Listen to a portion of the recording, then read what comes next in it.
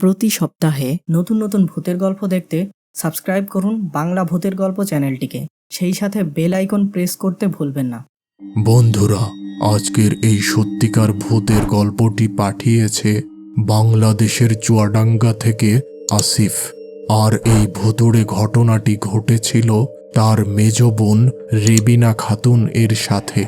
আজকের বিশেষ প্রশ্ন, তোমরা কি কেউ কখনো রাতের বেলা কোনো গাছ থেকে ফল পেড়ে বা কুড়িয়ে খেয়েছো?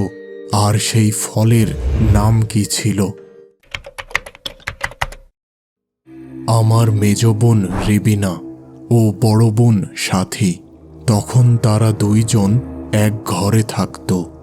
একদিন রাতের বেলা আমার মেজ বোন রেবিনার হঠাৎ ঘুম ভেঙে গেল এবং সে ওয়াশরুমে যেতে উদ্যত হলো। ওই সময় আমার বড় বোন সাথীও একটি টর্চ লাইট নিয়ে বাহির হলো। ওয়াশরুমটি ছিল আমাদের বাড়ি থেকে কিছুটা দূরে, আর এই সময়টা রাতের বেলা হওয়ায় দুই বোন একসাথে ঘর থেকে বাহির হলো।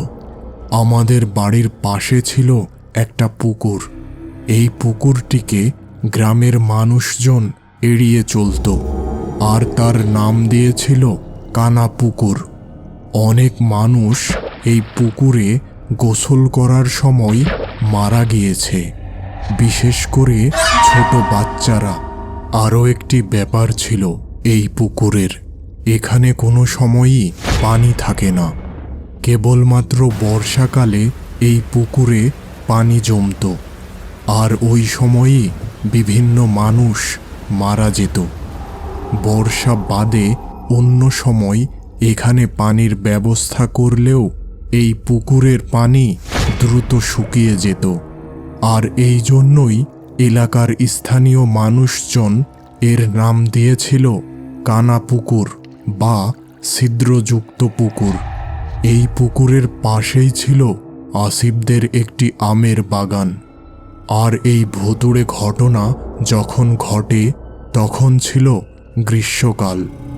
আম বাগান পরিপূর্ণ ছিল পাকা আমে। ওই সময় প্রতিদিন সকালে আম বাগানে বিভিন্ন মানুষ এসে সেখানে পড়ে থাকা পাকা আম কুড়িয়ে নিয়ে যেত। ওয়াশরুম থেকে বাহির হতেই রেবিনা আপুর চোখ পড়ল ওই আম বাগানের দিকে। এবার তিনি কিছুটা অবাক হলেন।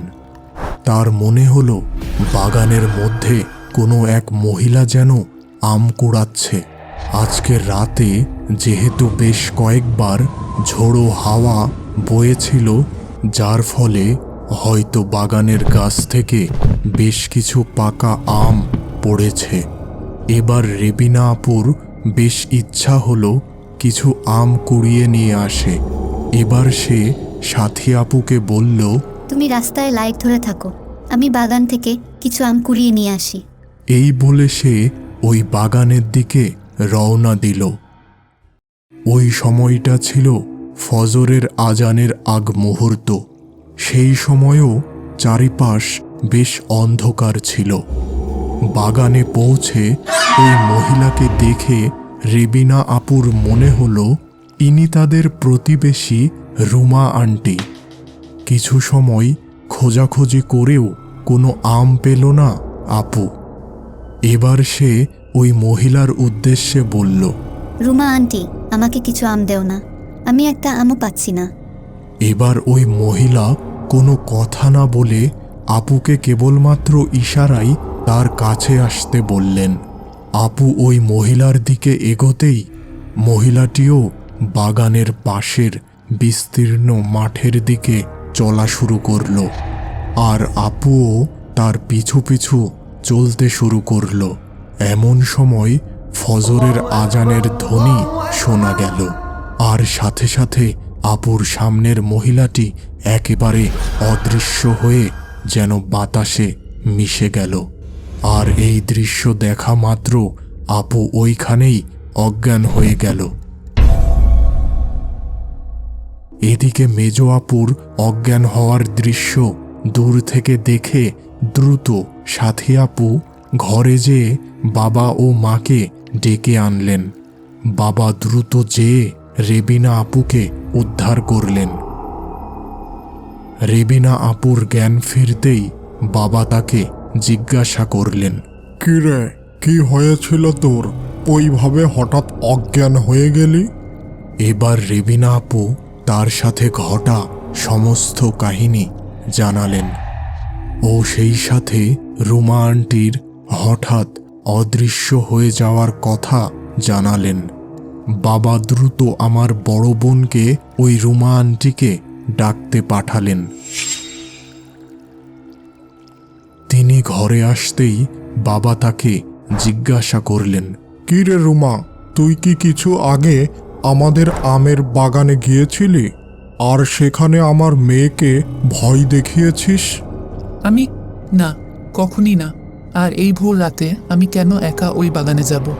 রুমা আন্টির কথা শুনে সকলে বেশ চিন্তিত হলো। আমার বাবা ব্যাপারটা কিছু বুঝতে পারলেন। ওই দিনই রেবিনা আপুকে একজন হুজুরের কাছে নিয়ে যাওয়া হলো। তিনি সব কিছু শুনে বললেন, ওই সময় ফজরের আজানের কারণে মেয়েটি আজকে বেঁচে গেছে। অনেক খারাপ কিছু হতে পারত এই মেয়ের সাথে।